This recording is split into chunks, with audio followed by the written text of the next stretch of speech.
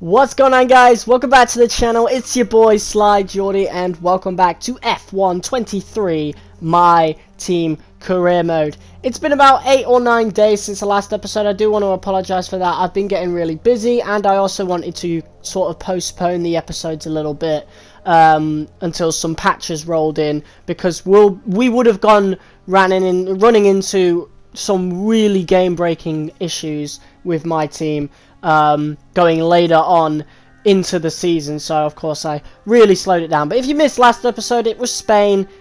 We did really good in the race. Of course we ran into a couple of issues, but again, we did really well, and the car is coming along quite nicely. Again, I do keep saying, even though we are bottom of the grid in terms of overall R&D, that's only because of the chassis and the durability being so low. So we do need to improve those. But in terms of aero, as you can see, we are basically middle of the grid, so good enough to fight for points, which is what we have been doing.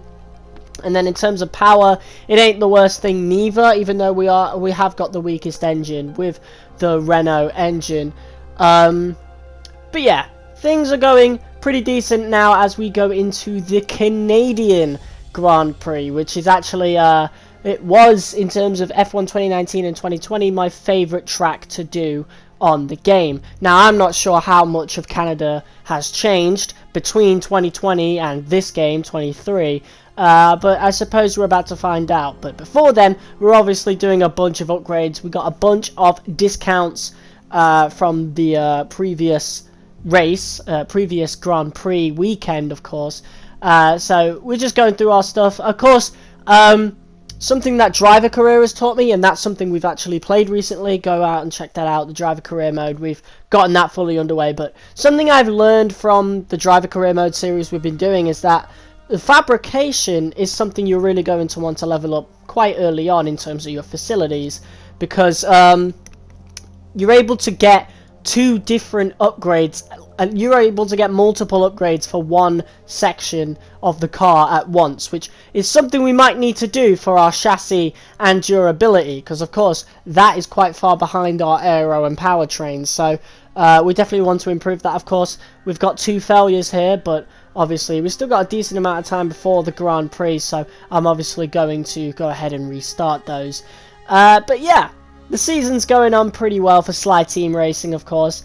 Definitely better than I thought we would have gone, but that's mainly because of the 4th position at Miami and, of course, the win at Monaco. I'm still reeling from that, but our car is showing some overall decent pace, and honestly, I'm just waiting for reality to kind of slap us in the face again. But in terms of the powertrains, we're not bad, even though we are near the bottom of the grid, because of course we're not actually that far behind Mercedes. I don't even think that counts for anything. But in terms of Ferrari and in terms of Red Bull, like, they are out ahead. So obviously we want to keep an eye on Haas, because they are a Ferrari. With Alfa Romeo, we need to keep an eye on those cars, on those teams. But obviously in terms of our brothers or sisters in you know, the Renault powertrains, Alpine, we don't really need to worry too much about them. I actually don't think we've had to worry about Alpine at all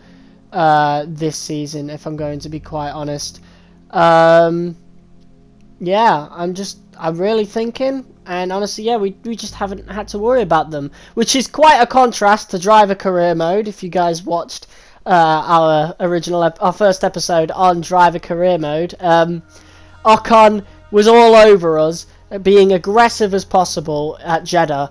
But yeah, this is the My Team Career Mode series, and I'm so glad to finally be back into it. Of course, I'm not going to be able to get too much episodes out. I'm going to see if I can record a second episode this week before I go to work, but I'm going to be incredibly busy over the next 6 weeks for the summer holidays, because I'm working all the time, apart from Mondays. So in terms of recorded and edited videos, they're going to be coming really slowly now, and I do apologize for that, but it is what it is. So here I decided to have a look at the driver, you know, the driver market.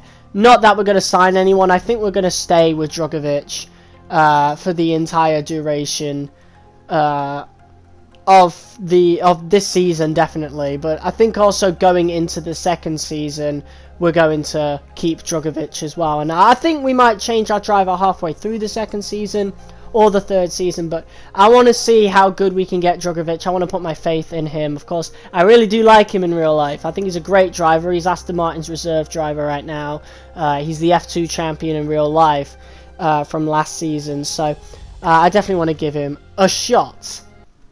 We need to focus on ourselves now going into our first lap of qualifying right here.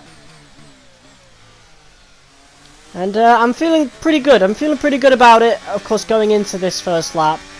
Because, like I said earlier, Canada was one of my favourite tracks to drive on in terms of F1 2019 and F1 2020. But I would find out pretty quickly that there has definitely been a change, because I was just not good. Like, see, we're already bumping into the Wall of Champions.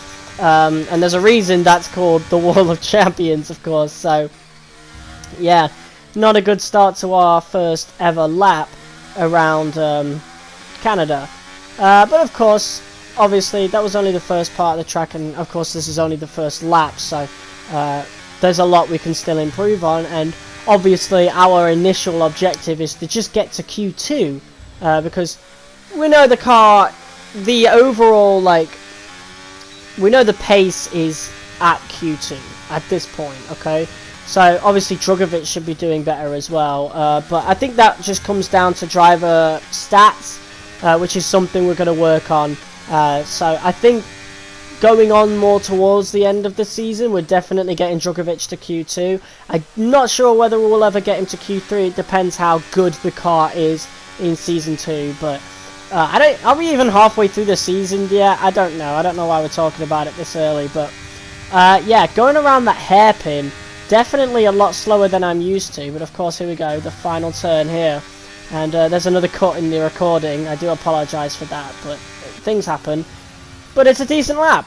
You know, we're not too far off of Verstappen, to be quite honest. So it's something we can definitely deal with, something we can definitely improve as well as I return back to the garage and prepare for a second lap. Here we are. Beautiful transition there. I actually didn't mean that. I did no editing there.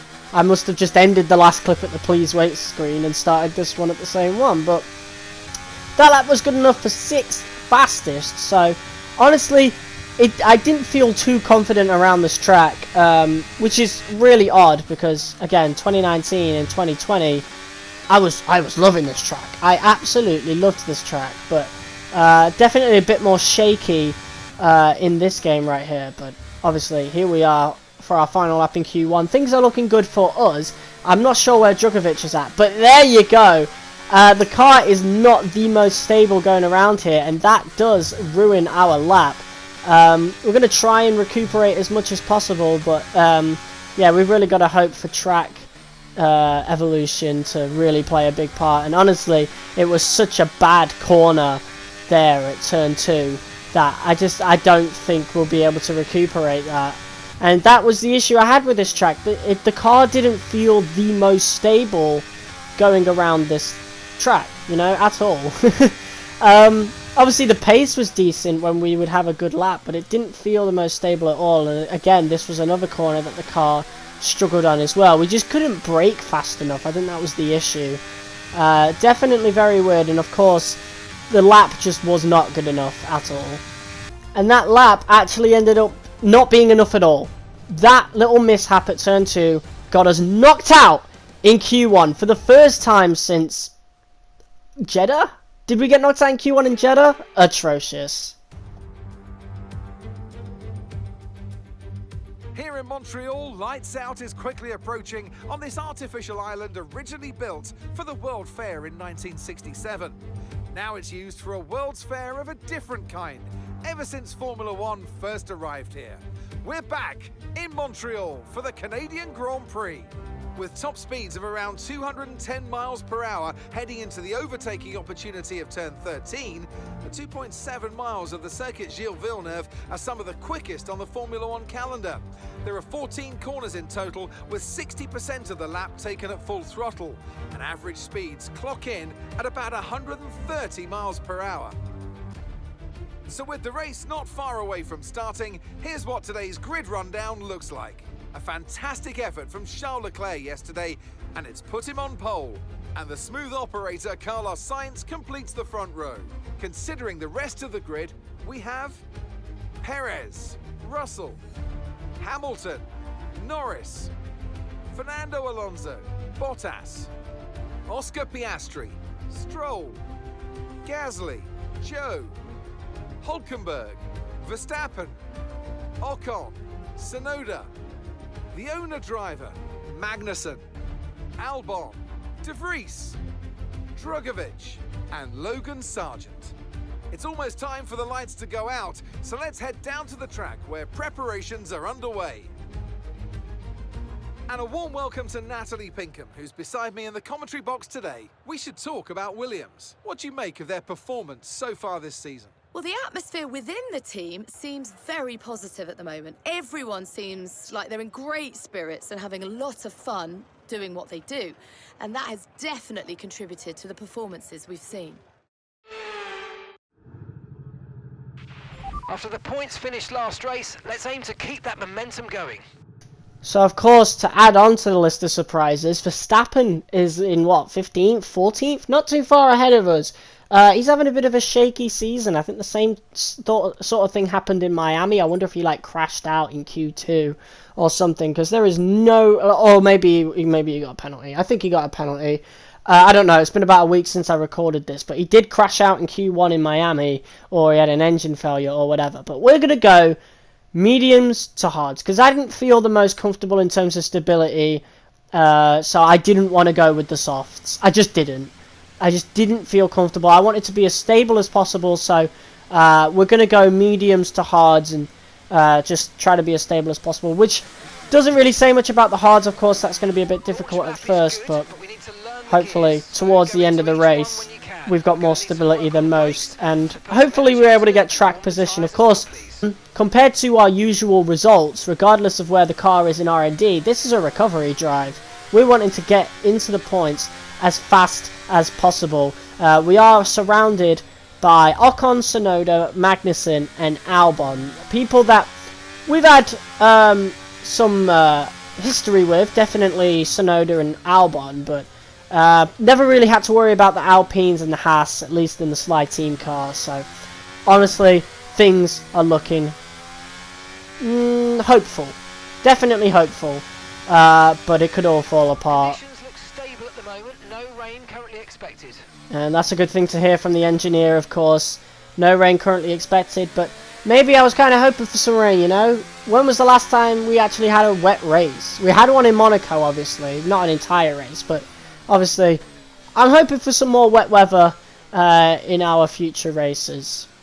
But now, we're up to 5 red lights and away we go! The race is finally underway, and we're not gaining any positions, but we're going to try and just let the car cruise its way past Ocon and Tsunoda, and we see this massive space around the outside, so we're going to take it. So obviously we take over Zhou and Verstappen as well, and we just settle behind a familiar face, Valtteri Bottas, of course, our former rival. We beat him, I think, in the last episode. But yeah, a pretty decent start for us. Obviously, the AI this season, this game, has not been the greatest, but look at how far they're stretching out in front now. R&D is certainly making some changes, of course. I don't know how many upgrades we're going to be, having going into the next episode, but hopefully it's a lot, as Max Verstappen, dives down our inside a little bit. And obviously, I've been misjudging this track all day, and we lose 2 positions. I don't mind losing the position to Verstappen, but this guy right here, Guan Yu Zhou, is going to be a very awkward face going into our first few laps here on Canada. I tried to let the car cruise its way past Zhou once again, which we're able to do.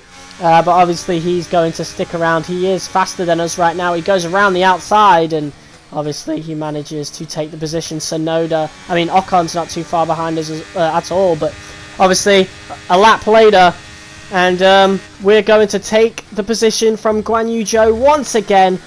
beautiful. That's exactly how we want to do it. And Guanyu Zhou didn't have a very good corner. Maybe we squeezed him out because we have now built a little bit of a gap. And now obviously we want to try and catch up to Verstappen, who has been held back here by Valtteri Bottas. But they've got a DRS train now. Lap 12. We've skipped ahead almost 10 laps as I misjudged the corner once again. Obviously I didn't do that too much, but I did it enough for it to be a genuine problem.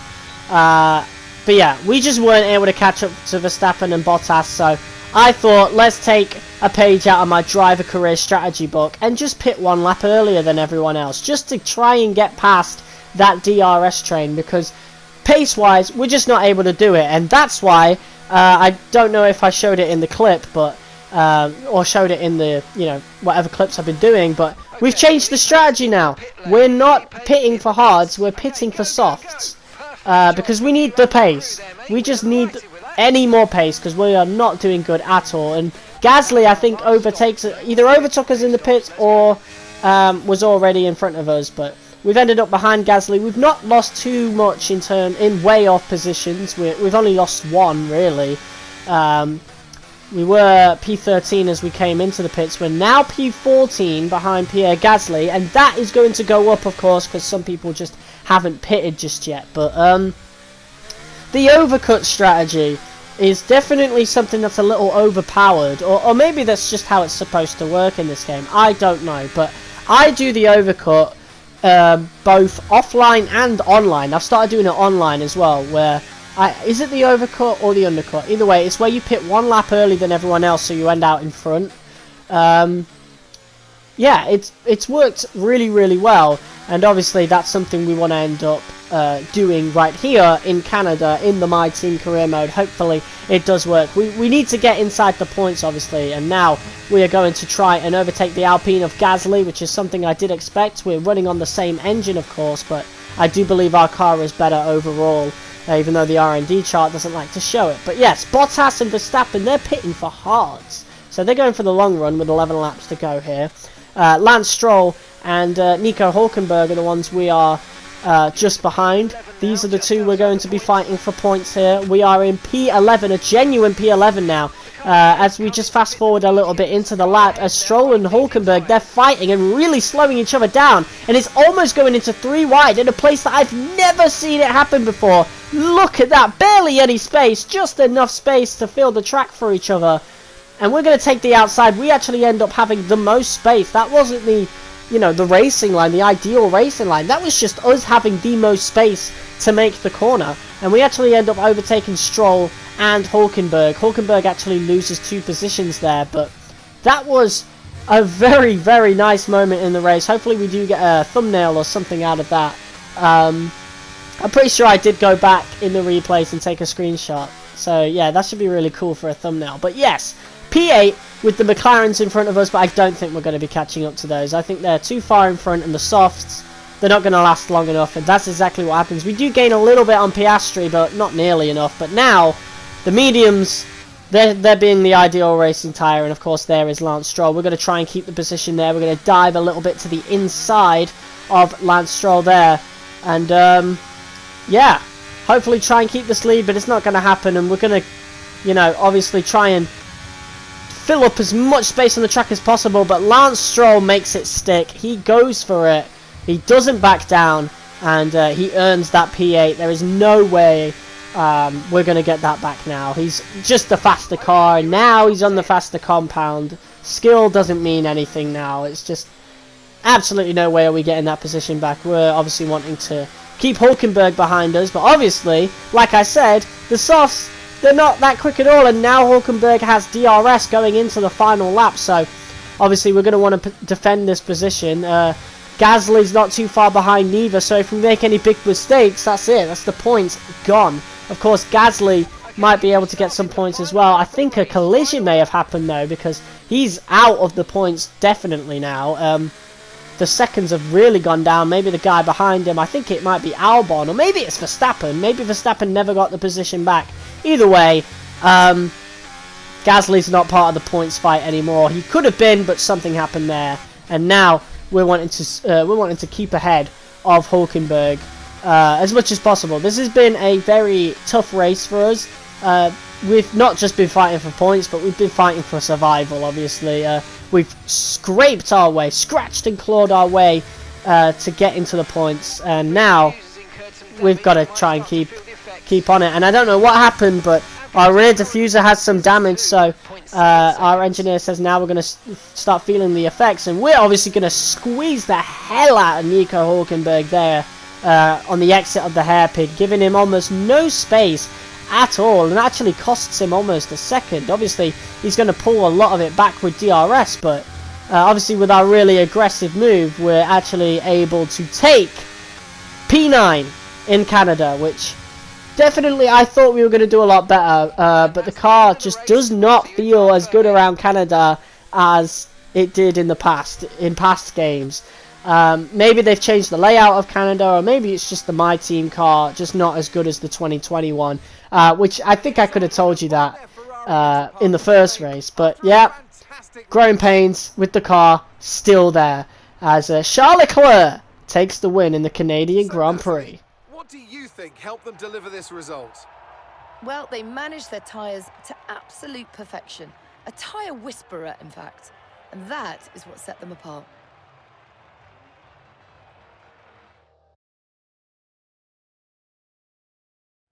Looking at the podium, you can see that red suit familiar to fans across the globe. A world-class win for a world-class team. Ferrari, do it again. Well, you know what, it's quite refreshing to see Charles Leclerc on that podium. Of course, in other career modes like Arava's, of course, Leclerc's look has kind of reflected real life, but it's good to see that in my career mode, Leclerc is able to get onto the podium, of course, and actually finish the races. That might come down to the fact that faults are turned off, at least for me anyway, so I think it still affects the other drivers, but who knows. But Hamilton and Sergio Perez join him on the podium here, and of course that actually puts Sergio Perez at the top of the standings, because once again Verstappen has had a howler in terms of race pace. Just not able to overtake as many people as he really should be, to be quite honest. Bottas kept him behind for the vast majority of the race, and yeah, Verstappen just got absolutely nowhere near the points, and he decided to pit onto the hards. I think he should have pitted along with me. Perhaps if he pitted on my lap, he would have maybe even got onto the podium. But yeah, Red Bull running away with the championship still, but with Verstappen dropping points, that gap is going to be narrowed. Of course, Leclerc is also overtaken Verstappen. We are at a solid P7 in the standings, so hopefully we're able to keep that. But that is going to wrap up today's episode of My Team Career Mode. I know it was a shorter one, but this race was a lot less eventful, but hopefully the next one is a lot more eventful. It's Austria, so yeah, that's really going to show the car's proper, true pace to the fullest. Well, almost to the fullest. It's a very fast track, and it's a sprint weekend, so hopefully it goes better than Baku did. Cheers for watching, guys. Hit the like button. I'll see you soon. Peace!